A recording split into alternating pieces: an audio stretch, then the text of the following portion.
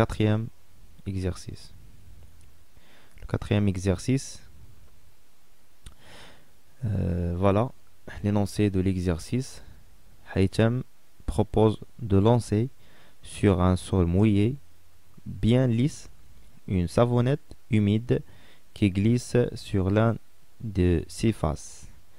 يعني واحد هيتم بروبوزا باش يلوح واحد الصابونه على واحد لافاس ديالها في واحد على واحد السطح اللي هو سارد شويه وملس. Il dit que la savonnette va décrire un mouvement rectiligne uniforme. Ayman lui répond que la savonnette va s'arrêter à cause de son poids. Alors la première question, quelles sont les hypothèses sur lesquelles s'appuie Haytham pour justifier son affirmation؟ شنو هما دوك الفرضيات اللي اعتمد عليهم هيثم باش يقول ان هاد السافونيت va décrire un mouvement rectiligne uniforme. Alors la deuxième question, Ayman a-t-il raison et pourquoi? Troisième question, en réalité on observe que la savonnette s'arrête au bout d'un certain temps. Quelle est la nature de ce mouvement? Que peut-on déduire? Alors on va passer à la correction. Les hypothèses sur lesquelles s'appuie Haytham pour justifier l'affirmation. Son affirmation, c'est Haytham suppose que les frottements sont négligeables. Les frottements sont négligeables. Il y a quand même les frottements négligeables. Alors la réaction du plan reste comme perpendiculaire. Alors puisqu'il n'y a pas de frottement, R perpendiculaire à la surface. D'accord? Et le poids. Et la savonnette humide glisse sur un sol lisse. La savonnette se met à son poids et à la réaction du sol. C'est clair? Alors, comme vous remarquez ici que les deux forces de même intensité et de deux sens inverses, opposés. Alors, la somme des deux est égale à 0.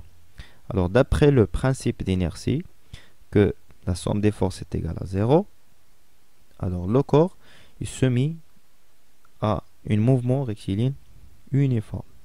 D'accord? Alors les deux forces sont opposées et égales. La réaction du support est verticale comme le poids. D'accord. On passe à la deuxième question.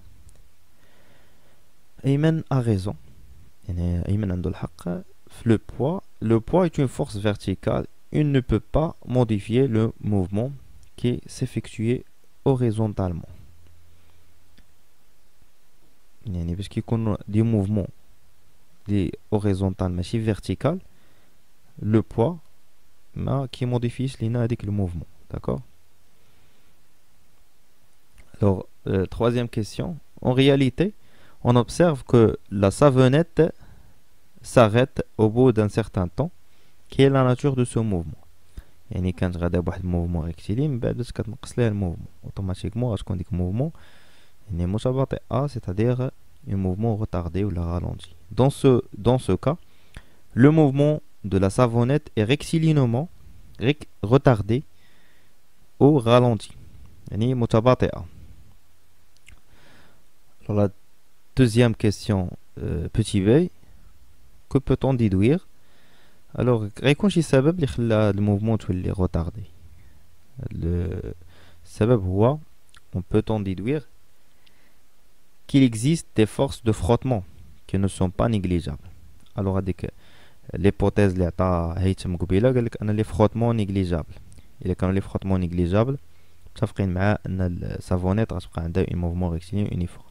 Mais dans ce cas, parce que les mouvements ne sont pas négligeables, alors maintenant la somme des forces est égale à 0, alors le corps d'Yanna ce n'est pas pseudo-isolé. Alors le principe d'inertie n'est pas valable. Alors on a dit qu'on a un mouvement rectiligne retardé. C'est clair?